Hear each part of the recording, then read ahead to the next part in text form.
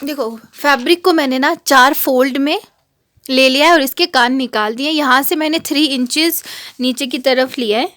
ये देखिए, ये 3 इंचेस मैंने क्यों लिया है, क्योंकि मुझे जो बैक का मेरा पोर्शन है ना उसको मुझे 3 इंचेस ज़्यादा काटना है, इसलिए मैंने चारों पे ही ले लिया है। अगर आपके पास प्लस साइज़ कस्टमर है तो आपको सिर्फ 2 फोल्ड्स लेने हैं, लेकिन जो मेरे कस्टमर है ये पतले से है तो इनको मैं 4 फोल्ड्स में एक साथ ही बना लूँगी। ठीक है, तो यहाँ पे ये हमने 3 इंचेस डाउन ले लिया। अब यहाँ पे हमको कमर और हिप की मेजरमेंट जो भी है हमने यहाँ से स्टार्ट करनी है। तो ये है हमारे कमर का सेक्शन, और यहाँ पे हम सबसे पहले क्या करेंगे, यहाँ पे हम आसन कैलकुलेट करेंगे। और आसन कैलकुलेट करने के लिए क्या करते हैं,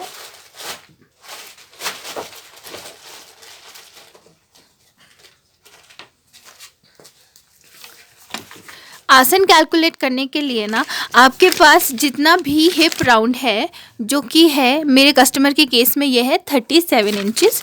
तो इस 37 को आप क्या करोगे ना, कैमरा मेरा आउट ऑफ फोकस हो रहा है, हाँ, तो ये 37 इंचेस प्लस इसमें 4 कर लेंगे जो कि आ जाएगा 41 इंचेस। अब जो ये 41 इंचेस है इसको डिवाइडेड बाय कर लेंगे हम 4, तो आएगा 10 चुके 40 पॉइंट 10, 4 दूने 8, 9 10, 4 पंजे 20, 10.25।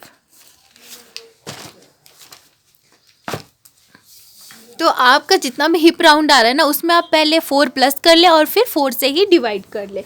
तो इसका अब यहाँ पे हम इसकी मेज़रमेंट कैसे लेंगे, यहाँ पे हम 1 इंच या 1.5 इंच जितनी भी चौड़ी आपने बेल्ट बनानी है या फिर आपके पास इलास्टिक है उतना चौड़ा आपने यहाँ से छोड़ देना है। तो चलो पहले हम अपनी इलास्टिक नाप लेते हैं। हम पहले क्या करेंगे कि जो हमारी इलास्टिक और जो बुकरम है ना इसको हम नाप लेंगे, बिकॉज जो मेरे कस्टमर है उनको पैंट प्लाजो चाहिए पॉकेट वाली, लेकिन उनकी सर्जरी हो चुकी है तो उनको बुकरम से थोड़ी प्रॉब्लम आएगी।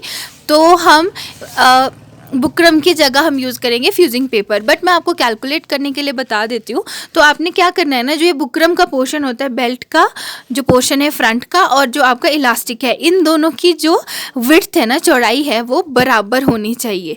अब इसकी आ रही है 1 इंच और ये है 1 इंच से कुछ ज़्यादा। ऑब्वियसली मैं इसको यूज़ तो नहीं कर रही हूँ बुकरम को, बट अगर आप यूज़ कर रहे हो तो आप इसको इस तरह से बराबर मिला के इसकी चौड़ाई को कम कर दें, ताकि आपकी ना जो पैंट है उसकी स्टिचिंग में प्रॉब्लम ना आए। तो जैसे कि अभी हमने देखा जो मेरा इलास्टिक है वो है 1 इंचेस चौड़ा, तो मैं यहाँ पे जब अपना इंच टेप रखूँगी तो इसमें 1 इंच बाहर की तरफ छोड़ दूँगी, जिसका मतलब है कि मैं ये 1 इंच अपनी मेज़रमेंट में नहीं लूँगी। क्यों? क्योंकि जो ये 1 इंच की बेल्ट है ये एक्स्ट्रा अलग से हमारी पैंट में अटैच होगी। तो चलो मैं इसको पहले हटा लेती हूँ और आगे का प्रोसीजर फिर बताती हूँ। अब यहाँ पे जो हमारी दूसरी मेजरमेंट है ना, यहाँ पे हम 1 इंच बाहर की तरफ छोड़ के जो हमारे प्लाज़ो का लेंथ है जो कि है मेरे कस्टमर के केस में 37 इंचेस, तो हम यहाँ से इसको 1 इंच छोड़ देंगे और फिर लेंगे 37 इंचेस एंड हाफ। अब मैं हाफ इंच क्यों लूँगी, क्योंकि जब मैं यहाँ पे स्टिच करूँगी ना तो ये आधा इंच स्टिचिंग में चला जाएगा जब मैं इसमें बेल्ट ऐड करूँगी।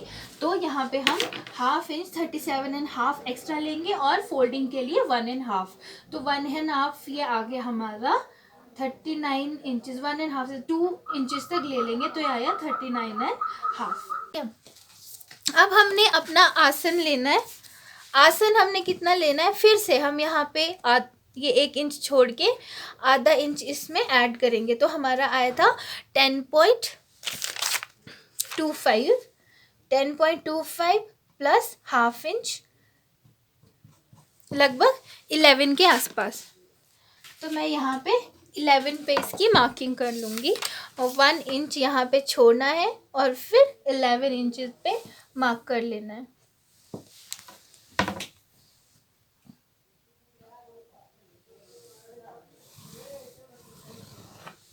जो मैं ब्लू मार्किंग कर रही हूँ ना, आप ब्लू मार्किंग पे नज़र रखें। अब यहाँ से जो ये मशीन में जब कपड़ा बनता है मिल में, तो ये साइड में इस तरह की एक ऐसा एक पोर्शन आता है, इसको हमने ना प्लाजो की कटिंग में नहीं लेना है और इसको निकाल देना है। इसको हम इस तरह से लाइन लगा के निकाल लेंगे। एक्चुअली जो ये पोर्शन होता है ना, ये खिंचाव का कारण बनता है। अभी हम देखेंगे कि मेरा हिप राउंड कितना है। अब मेरा हिप राउंड है 37, तो 37 को हम कर देंगे डिवाइडेड बाय 4, है ना। नहीं नहीं, वो एक अलग मेथड है, सॉरी। अब इसमें मैं आपको दूसरे मेथड से बताऊंगी। अब यहाँ पे हम क्या करते हैं ना, जब हम मेज़रमेंट लेते हैं तो हम थाई की भी मेज़रमेंट ले लेते हैं। तो जो मेरे कस्टमर है उनके थाई है 24 का हाफ होता है 12। अब हम यहाँ पे एग्जैक्ट 12 ले लेंगे, ठीक है, और इसको हम ऊपर की तरफ मिला लेंगे।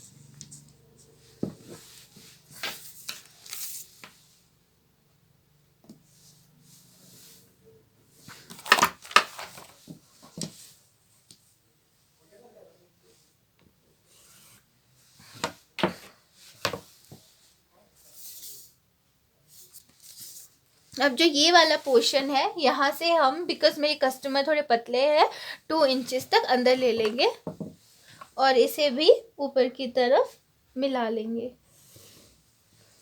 ये आपका फ्रंट का पोर्शन है और ये आपका बैक का पोर्शन है, ठीक है। और यहाँ पे आपने दे देना है राउंड,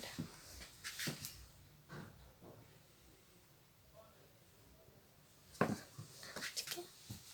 ये आपका कर्व आ गया।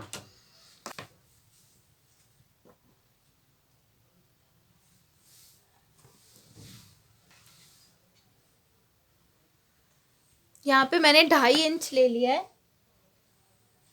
और ये मेरा बैक का पोर्शन भी,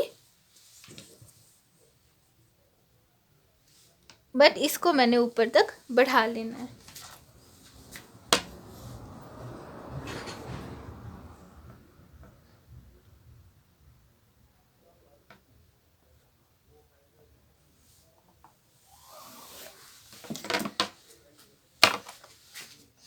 ठीक है। अब हम, अगर नॉर्मल प्लाजो होता है उसकी कटिंग डिफरेंट है, क्योंकि ये पैंट प्लाजो की कटिंग है, तो हम क्या करेंगे ना, तो ये हमारा जो पोर्शन है यहाँ से यहाँ तक, इसका हाफ ले लेंगे। तो इसका हाफ होता है 6 और यही 6 ले लेंगे हम यहाँ से भी, इन लाइंस को कनेक्ट कर लेंगे।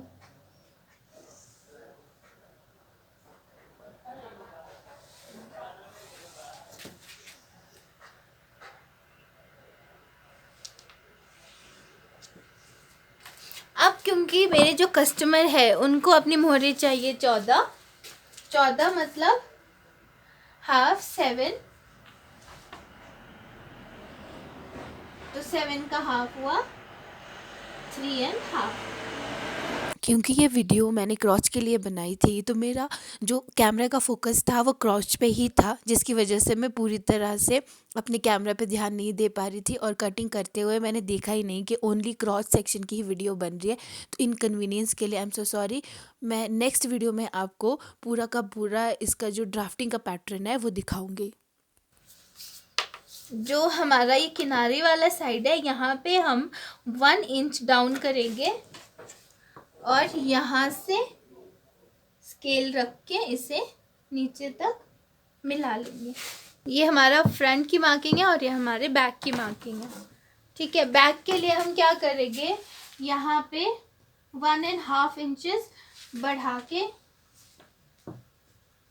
1.5 इंचेस बढ़ा के मार्किंग कर देंगे। इसको यहाँ से यहाँ जोड़ लेंगे। अब आपको पता चल गया होगा कि यहाँ पे मैंने किसी तरह की लूजिंग क्यों नहीं ली, क्योंकि हम यहाँ पे बढ़ाते हैं। तो हमको क्योंकि ये वाला पोर्शन नहीं चाहिए, तो इसकी हम कटिंग कर लेते हैं।